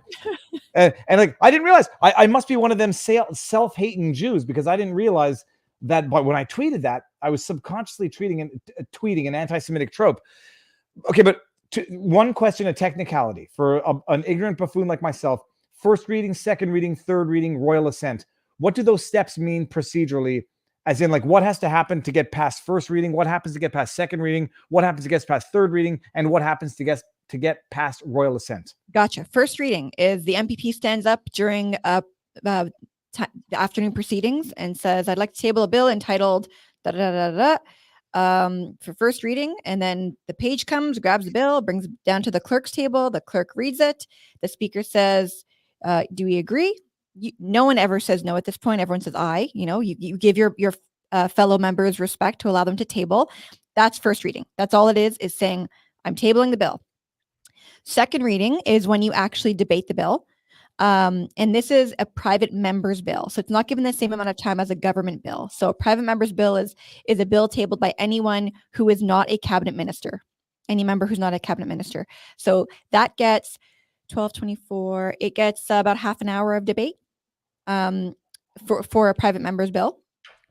And so once that debate is done, then a vote occurs, and that can be go on a voice vote, meaning people just say yes or no, and the speaker figures out which side of the house has the largest response. Or it can be a recorded vote, which is what happened with this, where 5 members stand in the legislature, which forces a recorded vote, and that's how you get the names listed on the website. Once the bill passes, a recorded vote, if it does, if it fails, it's gone. If it passes, then it gets referred to a committee. Once it's at a committee, it then gets flushed through. So you can, if I may pause you there, who's on the committee? So it depends on which. So every committee, I can't remember how many committees we have now. I think there's another one. This one got referred to Social Policy Committee, which is ironically the committee that I was on but got kicked off of. So hold on, I got to stop you there. So they have these committees, which Correct. are called them subdivisions of committees to deal with certain topical issues. Yes. How do the members get appointed to these committees? Are they're named and kicked off if they dissent from if they are too much of a pain in the neck of the committee itself? So the government controls all of that. The government benches. So the PC party in this case. And so for each committee, there is a majority of PC members. And then there's, because we have so many independents in this sitting, I can't remember what number we're up to now because the Liberals count as independent. That doesn't matter though. But so there'll be 6 PC, and forgive me if my numbers are off here, and then 3 or 4, 3 NDP, and then one independent member. And so that's kind of the breakup of the committees. I might be off a little bit with the numbers there. So, and then during the committee time is when, they start to pick apart the bill, and should we add this? Should we take this out? People come and they speak in favor of the bill. They speak against the bill. And that usually goes on for, 2 days. That it depends on how long. It's 8 hours, I guess, of committee time you get. But they get to control who shows up to committee. Yeah. And if you're against the bill, they won't let you sit in on the committee. They won't even let an MPP like Belinda get the committee to speak on it. And they can speed up how quickly it gets through committee and bring it back to the legislature for a vote. So it's a lot different than what you might be used to federally, because I think from what I understand of the federal parliamentary rules, the other parties have a bit more of leeway to get an expert into a committee hearing. Provincially, like Belinda had a private member's bill against voter fraud that she tabled in 2019, and they didn't even bring it up for a discussion at committee after it passed second reading. And they let it sit there for 2 years, and it died when they reset the legislature during the federal election when Ford did. And Belinda, as an MPP, had no power to force and flush that bill out of committee and back for a vote. So they totally control the agenda at committee. They control when it comes back. And when there's one MPP against the bill, you don't really have a lot of power to slow it down in the legislature. No, not at all. So, if I wanted to sit on social policy for this, I would have to get one of the an independent or NDP to agree to let me switch with them for a set amount of time.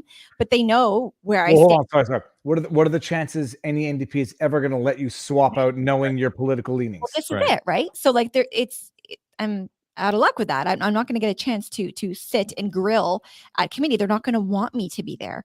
So the solution is stopwoke.ca, because there's only one MPP against this at the legislature that we can count on. But there's thousands, tens of thousands, hundreds of thousands of people in Ontario who, if they knew what this bill was about, they would sign a petition against it. So that's why we had a couple of parents approach us from Hamilton concerned about this stuff at the school board level. We saw the petition and we're supporting it, stopwoke.ca. And so that's how you kill a bill like this. You hand it to the MPP, they go to the legislature, they read it into the record, they see how many thousands of people are against us in Ontario. And then the MPPs, they might be a little bit reluctant if they see that it might cost them some votes at the election. So when a petition is read into the legislature, and I'll finish up how the bill it gets royal assent, by the way. So the minister has 24 sitting days to provide a response to that petition. And that's the best part. And a lot of people don't realize that. So once it's been tabled, that minister has 24 sitting days to get you a response. So we're hoping to get signatures quickly and get that read into the official record soon. Now, so someone just messaged me on Facebook. By the way, people, I only get Facebook messages if I happen to have my phone in my hand when I get a notification. Someone said, is it stopwoke.ca? Yes. Okay, stopwoke.ca. That's where you go. Now I've pinned your... I'll put all these in the pin comment. I'm going to take a screenshot. But hold on. Yep. Just so people genuinely appreciate what's in this bill if they want to go. Let's read another section, shall we? Let's. Anti-racism. I'm putting in H and everything now. Anti-racism. B1, to advance racial equity. Equity, not equality, which is a very interesting distinction, which people can have a philosophical debate over at some point in time. 8 subsection 2682 of the Act is amended by adding the following paragraph. 3.1, anti-racism and racial equity training for new teachers. Oh my goodness, this might not be the right one to read. It's all bad. Everywhere it's bad. You can't, even if you accidentally flipped on a page. Well, let's go. Anti-racism competency. No conservative with the grade 5 reading level would read a paragraph of this bill, either because it's obviously attacking classical liberalism, or just because of its big government tendencies, which is like forcing the school boards to hire consultants and retrain a bunch of administrators and teachers just on that alone. Reading this, I would think that Canadian education systems are the most racist things on earth. It's terrible. This is 9 section 2. Yeah. It's amended, blah, blah. A1, to ensure that pupils receive the benefit of an education system that is safe and promotes respect and racial equity. First of all, I don't know what equity means versus equality. That would be another one of my questions. But are we suggesting right now that Canadian educational systems are not doing this? Because if they are, fire everybody. We have hate laws on the books. We have discrimination laws on the books. Charge them all, issue them fines, fire them and replace them. Because if this is how bad it is, that we need this to ensure that what is presumably not being provided to students be provided to students, overhaul immediately. It's not fast enough. This bill is not enough. Fire all of them. They're all racists. They should be fired and replaced. But anti-racist competency. Despite anything in regulation made under this act, a performance appraisal of a teacher shall include competencies related to a teacher's anti-racism awareness. How do you measure that? Another question. Is there going to be literal re-education camps? That's from The Simpsons. Ned, when they had the re-education. Simpsons fan. It was the episode of The Simpsons. Everybody should watch it. But and the teachers' efforts to promote racial equity again. Did they define equity in this thing? They don't define equity, and they say it like 30 plus times in the bill. Section 300(01) blah blah blah. To create schools in Ontario that promote racial equity. Equity, is that equal results or is that equal opportunity? That would be my question. To promote racial equity and anti-racism to prevent. Okay. let me back out here. I'm going to take this out of the stream, and I'm going to ask you another question because Jordan Peterson has been in the news for covering this, but I do like a little bit of gossip. I do like to understand why. Well, Jordan Peterson's involvement in shedding light on this, it is good, and it is blameless, and it is praiseworthy. How did Jordan Peterson come to become aware of this bill, to become so proactively interested in seeing that it gets defeated? So it was great that he started tweeting about it, because up until the second reading, I think there was only a couple articles online. I think Barbara Kay had written about the bill, maybe True North Center. Not a lot was out there. And after the vote, when Belinda voted against it, we were really surprised for like a day, or I don't know how many hours it was, 12 hours, 24 hours, that no one said anything. No one tweeted out, nothing. So then the next day, we alerted our followers and supporters and members and donors that, hey, this bill just passed second reading. Belinda was the only one that voted against it. Shockingly, Derek Sloan's buddy voted for it. And then we started seeing, some of the professor class starting to talk about this bill. So it was great he did that podcast. It had a lot of views. Unfortunately, it's kind of sad that the one MPP who voted against it, the three professors who took 80 minutes to decide that the thing was a bad bill, didn't acknowledge that there's one MPP who voted against it. They probably wouldn't have even discussed the bill if Belinda didn't vote against it and we didn't blow the whistle on it. So it's good that they did that podcast, and they covered a lot of stuff, and it was a long podcast, but they didn't acknowledge that Belinda was against it. But they did have a buddy of Derek Sloan's, a professor on there, to say that the Ontario Party is the solution. The Alberta Party in Ontario is the solution to this stuff, even though they voted in favor of it in the legislature. The New Blue Party is the only party, Viva, that's calling out stuff like this, that's calling out the lockdown bill, carbon tax, all the leftist stuff that's going on in the Ontario legislature, and that the Ontario PC Party is pushing. We're the reliable source, and Belinda's the reliable MPP in the legislature that blows the whistle on this stuff when no one else is looking. And the friends of the PC Party don't like it, Viva. Well, my question is, there's no but to this. I respect Jordan Peterson, even when I disagree with him. He's an incredibly intelligent individual, and he's got more foresight than a lot of people out there. My only question is, Jordan Peterson is shocked and outraged by this bill. He says it's worse than Bill C-16. This is like next level. Where is the criticism leveled against the alleged Conservative Party in Ontario, who, unless I'm mistaken, Belinda, if you're the only person who voted against it, it means that even the Conservative Party of Ontario voted for it. So who is sharing in Jordan Peterson's outrage as to the consequences of this bill? Thousands of people across Ontario, actually. And the petition's already garnered a lot of attention, and it's been less than 24 hours that we announced it. But here's a couple things that I take issue with that podcast of the three professors who need to educate us, apparently, about what's wrong with this bill. Number one, they give the impression that the bill is complicated, that Rick Nichols and PC MPPs were tricked into voting for this bill. That is not true. That is not true in actuality. And there's no basis for suggesting that, because the bill is simple. Like Belinda said, 6 pages. When this bill was tabled, she flagged it for me right away. Said, look at this. This is ridiculous. So that's not true. That it was somehow complicated. And, we need to guide these MPPs to vote against the bill. That's a primary issue I have. The other issue I have with that podcast is really important, is the notion that Canadians and Ontario voters have to wake up about this stuff.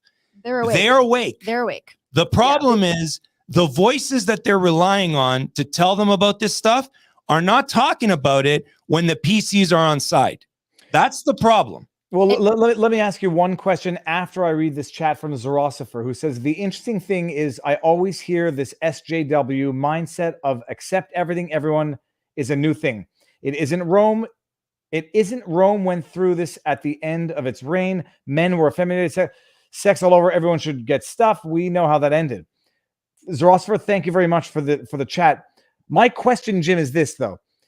I'm not good at doing this. I'm actually very bad at doing this, because when I think someone's made a mistake, I insist that they acknowledge the mistake and apologize for the mistake. And I don't give them, this is a criticism against me, I don't give them the window for them to back out and say, I didn't even realize I made the mistake. Now I'll apologize. So if Jordan Peterson, if what he's doing is maybe strategic and saying, it's not your fault, guys, you have time to repent and make right the wrong that you've done. So let me leave that window open.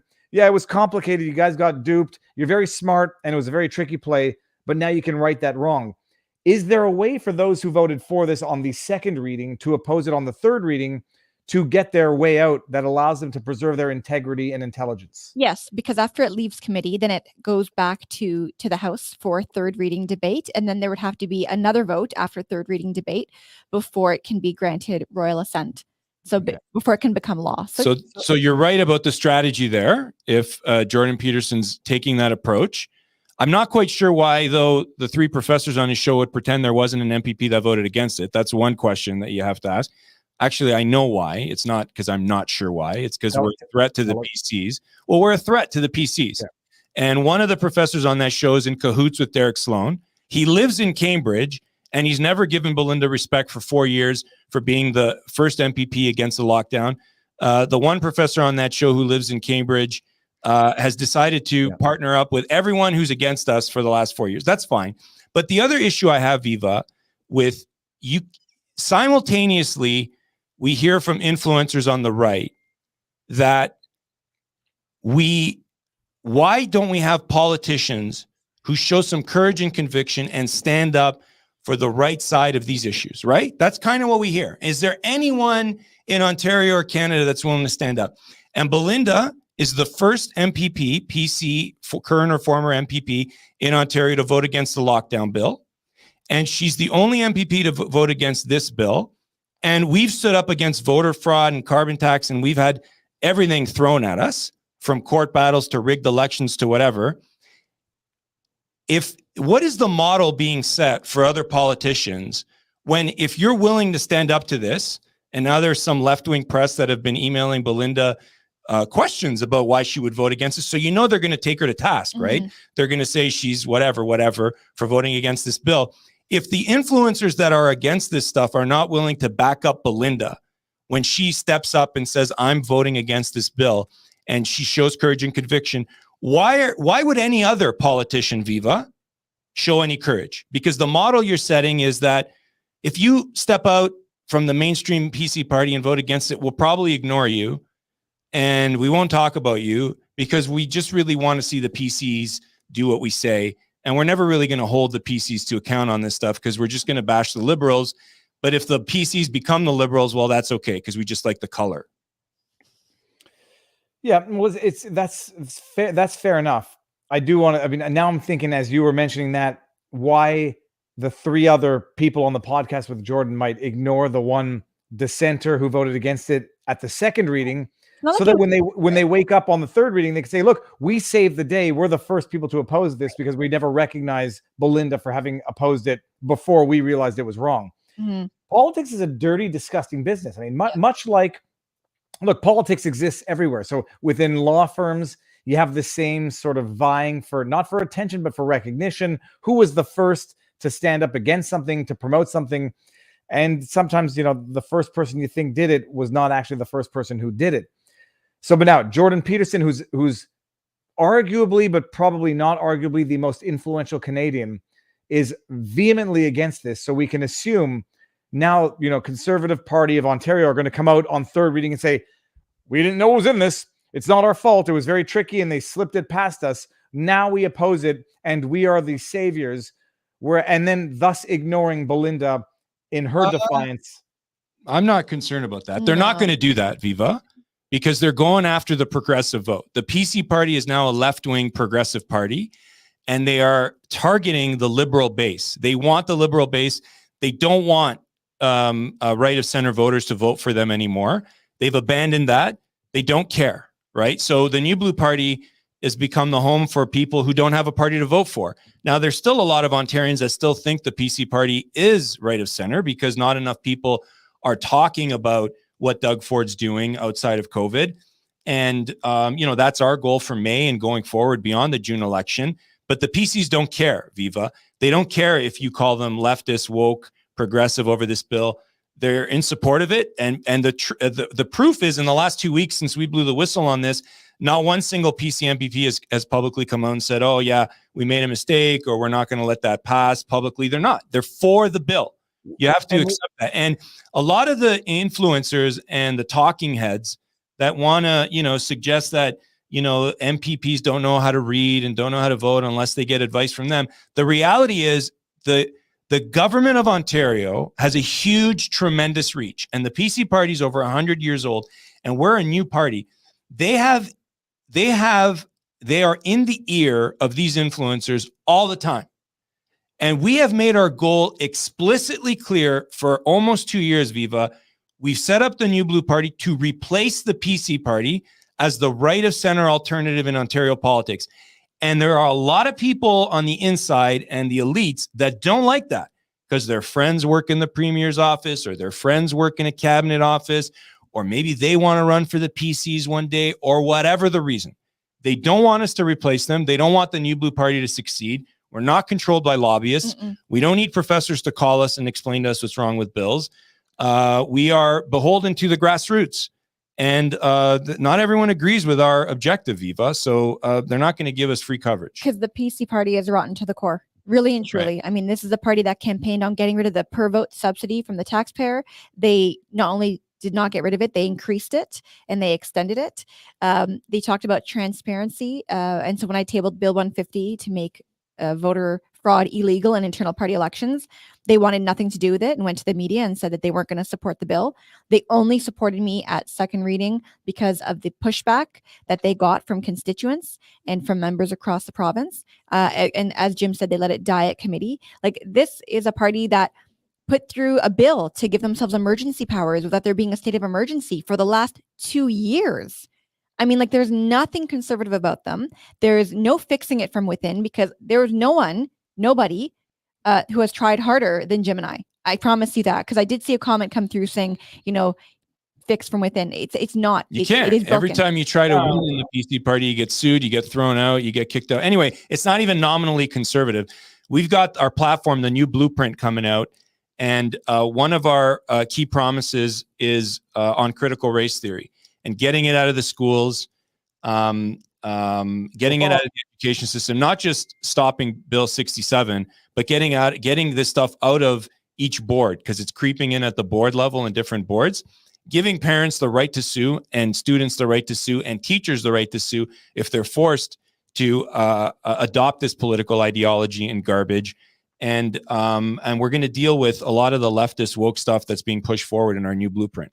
Well, first of all, new blueprint, whoever thought of that deserves a raise, because that's beautiful. Right? I think it was Jay-Z. Well, that would explain why I had never heard of it before.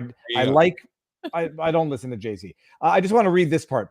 Racist disturbances. So everybody who says, we didn't know it was in the law, this is in, it's like, what, 2 pages in, if we're being generous. Where was it?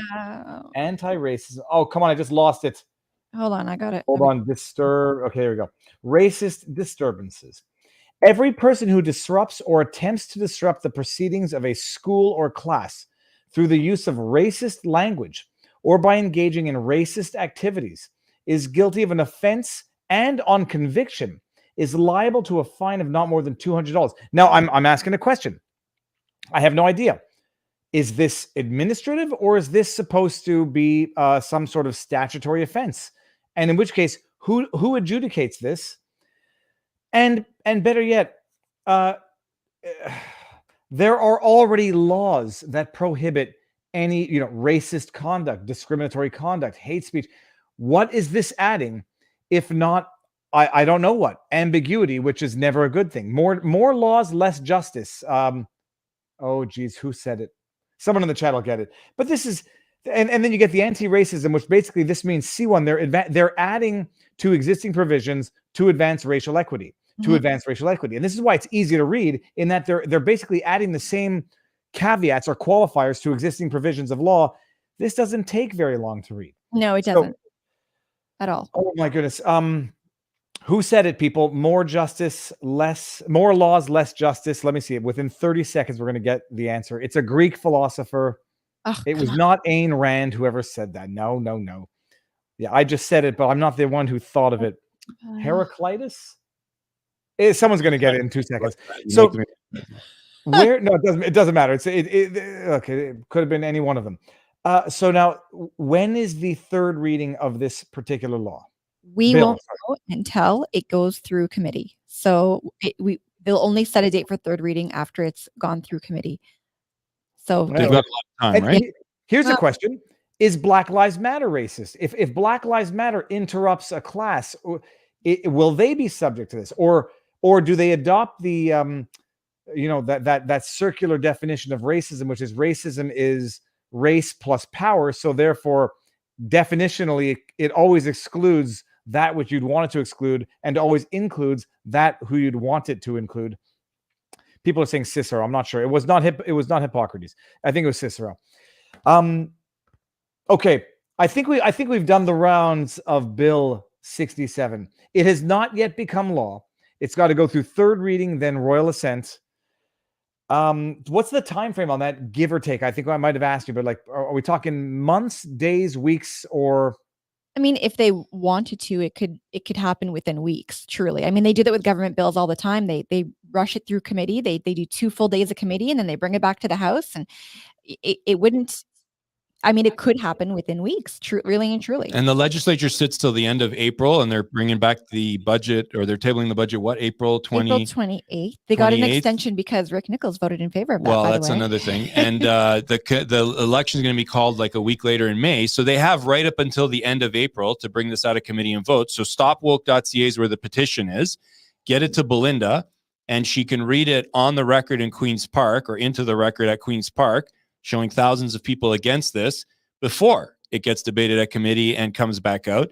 And it's important because you want a dual perspective. You want these MPPs to know, and we want the MPPs to know, and the establishment media, that there are people who care about this stuff and think that a one-sided debate and infusing a political ideology against classical liberalism across the school boards in all of Ontario is wrong.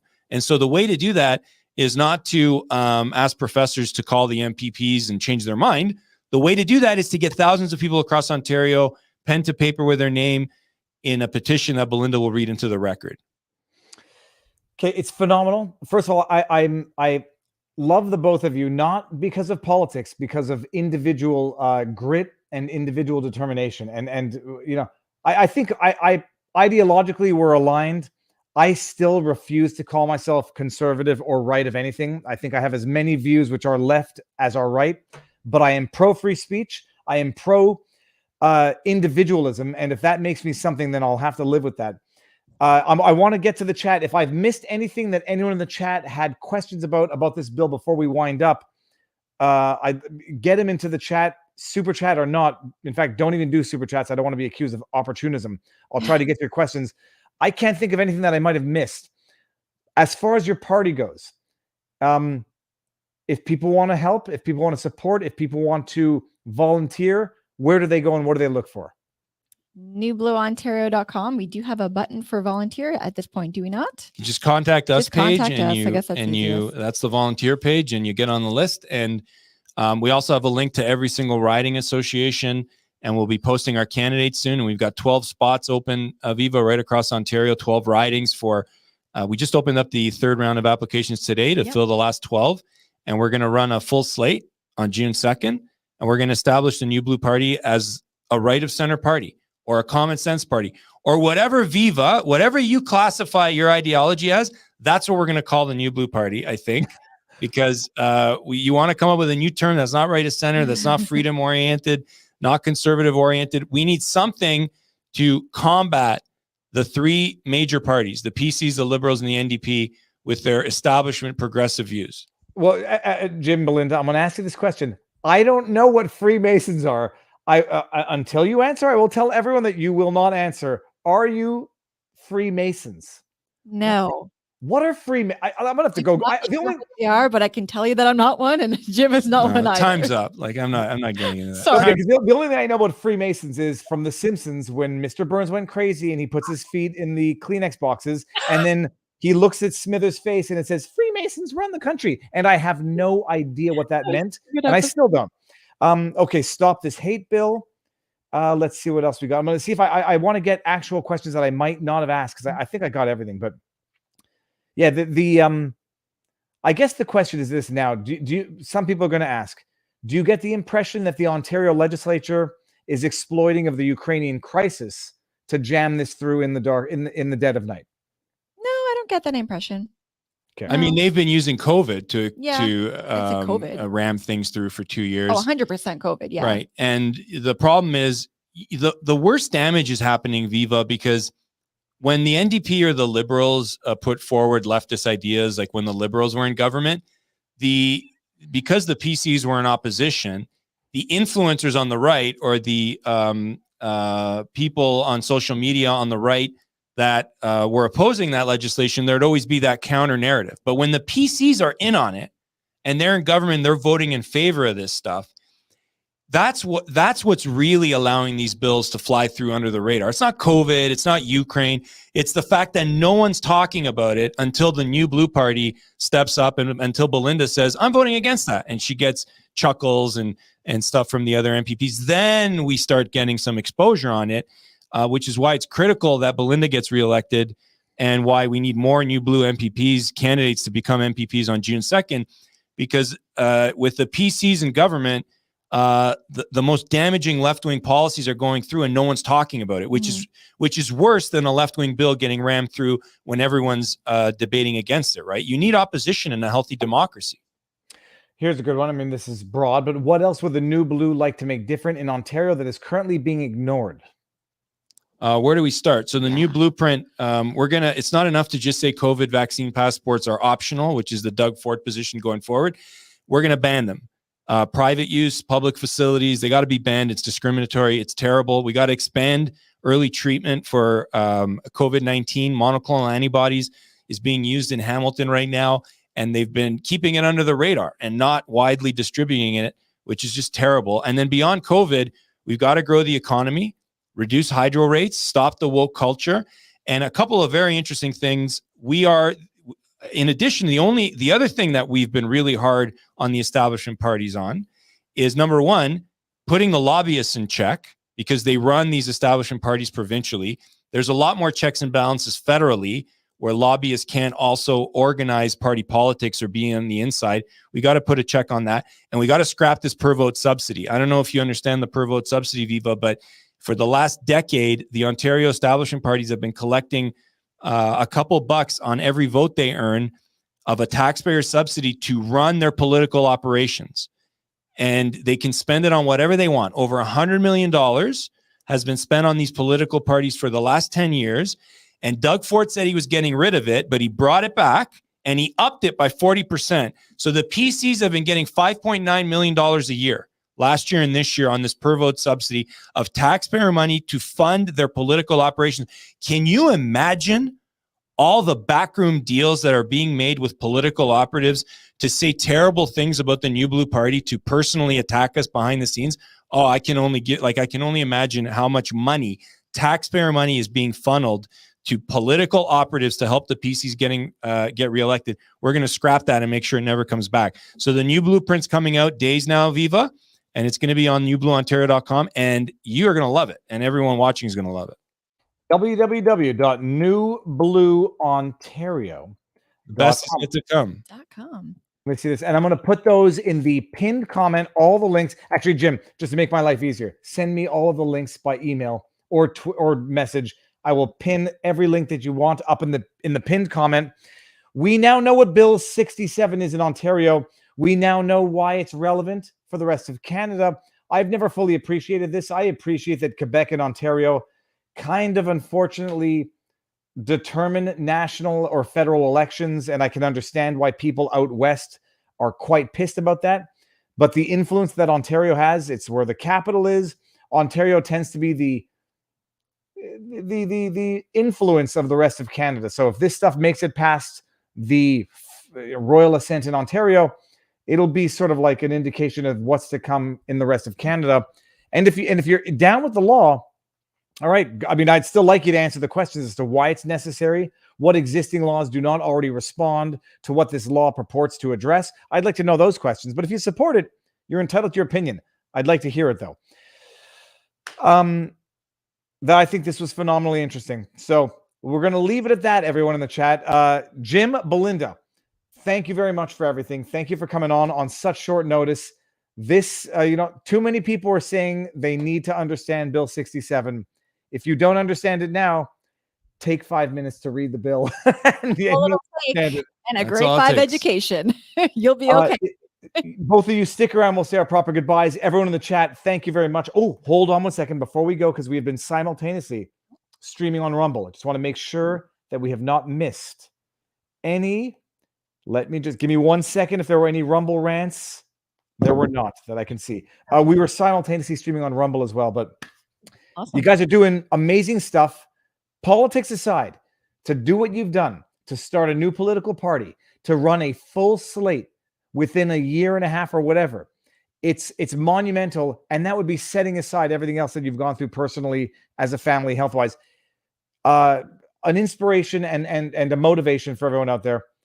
And hold on, Viva, speaking of this bill, can you explain why Trudeau left West Point? Ooh, no, that won't be for tonight, people. Google it. You will not find any legacy Canadian media on that issue. But thank you for the super chat. Jim, Belinda, stick around. Everyone in the chat, thank you very much for everything. And I'll see. I don't know. I'm going live tomorrow at some point, so we'll see what's on the menu. Cain Velasquez. But this was fantastic.